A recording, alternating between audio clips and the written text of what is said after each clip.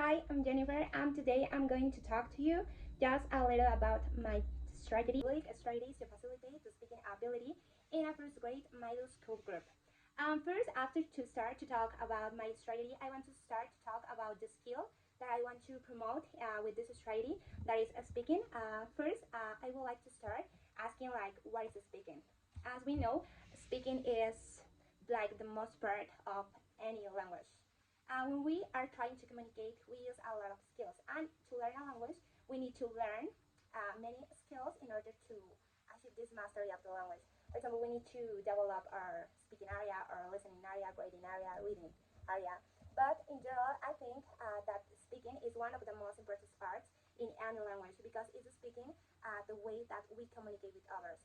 When we are trying to communicate with someone, when we are talking with someone, we are not just taking a reading or taking a grading or start to grade something or start to read something to the other person when we are who we are talking, but we can do that. It's like a interactional process. So we don't use a reading and start to read to the other person, or we can say like, give me a moment, I'm going to write. That's not real communication.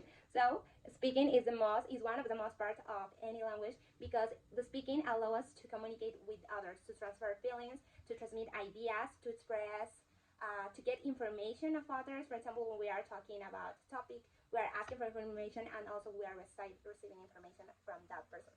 In our language, as I mentioned, we are talking in learned language because we want to communicate with other persons using that language. So this is the reasons why speaking is very important. After to mention this, I want to start talking about why I'm sorry why I choose this topic.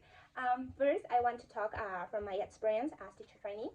I choose this topic because I could notice in my practices from the first time that I practice, and I could notice that the students had like very traditional classes.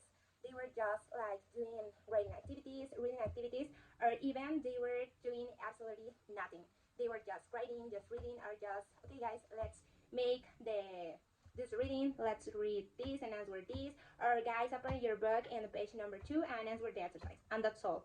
So I could notice that the students didn't have enough practice with the language.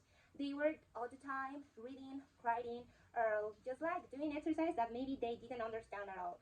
So I started to think, what is the purpose of learn a language if we can talk? Yeah, what is the purpose of learn a new language if we can use it to communicate with others? It's like, what we want to learn a language that we can use to communicate with others, to transmit something, to express our feelings, to talk, to make questions like, how are you, what are you doing?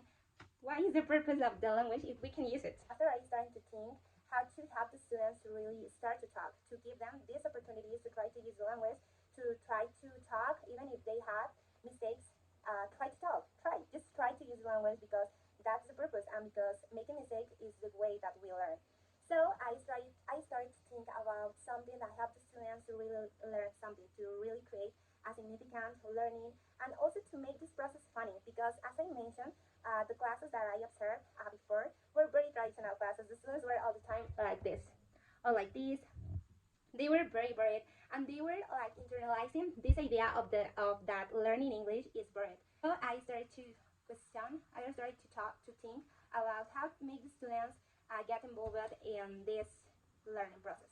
So something that I applied in my first practices, and something that really makes me feel good and really cool observe that it has an effect on the students, was the use of some games. I could notice that in my first classes, sometimes I just put the students like a new game, like a memory game, like a hot potato, like something that they weren't used to.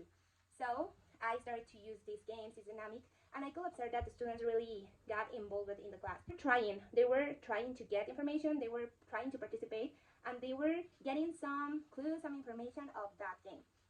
So this is my strategy. I want to like support what I choose ludic strategies. I have some of the quotes or the theoretical framework that supports me on this choose of ludic strategies.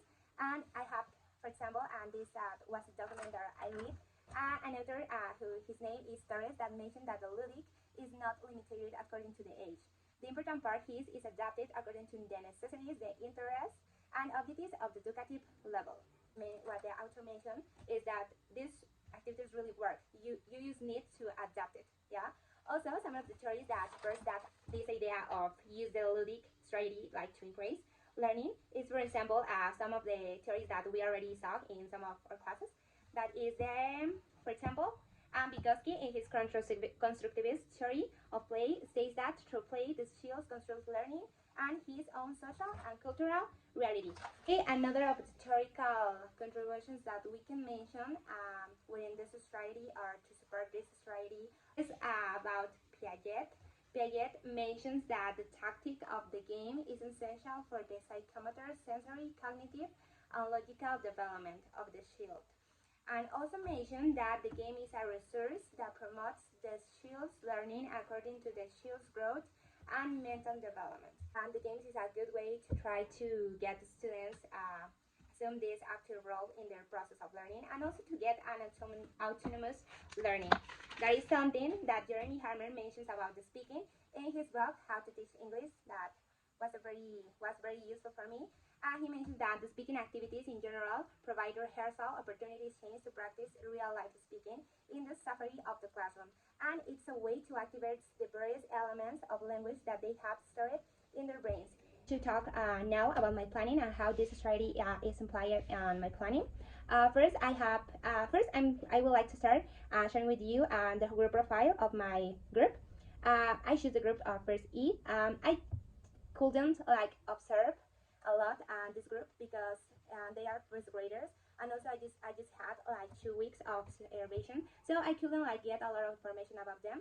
But even of this, I could like observe in some of the English classes, and I could talk with some of them, and also I could get results from the diagnostic week. I made a diagnostic exam and interview, and also a survey.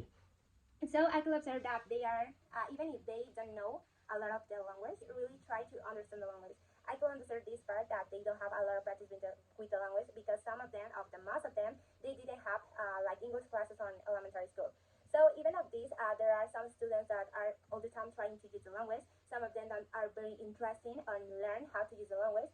And the most part of the group shows a very active and participative attitude in the class. The way that I use this strategy in my planning is like putting a lot of games in all the classes.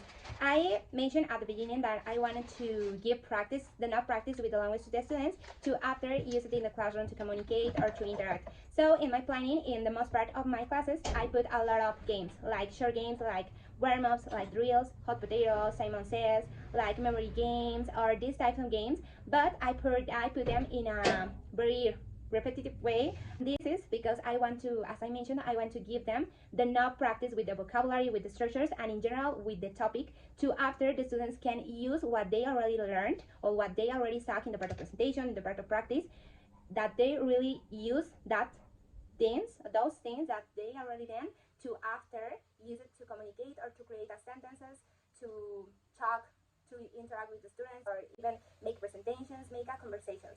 Like really use what they are seeing in the class to talk. So I have a many type of games, as I mentioned. I have potato games, memory games, Simon Says. I have some conversations, some interview where the students can interact with their other students, with their classmates, to create also this process of communication that is listening and talking, listening and speaking, listening and speaking.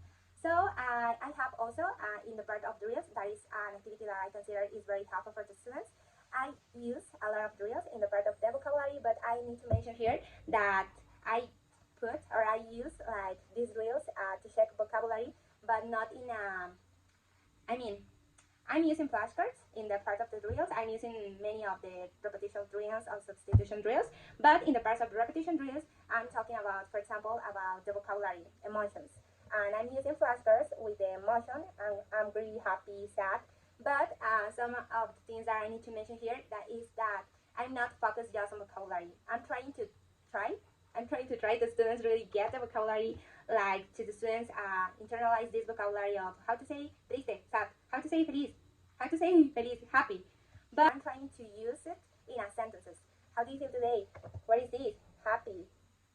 What is this? Happy. I feel happy. Like to match the vocabulary with the sentences, because also something that is very important mentioned, that is something that someone told me, is that learn like to teach just vocabulary is not useful. Yeah, we can be focused just on learn and to teach vocabulary. We need to give it a sense. Okay, so this is a bit of the information about my strategy. I hope that you like it, and I think that's all. Bye.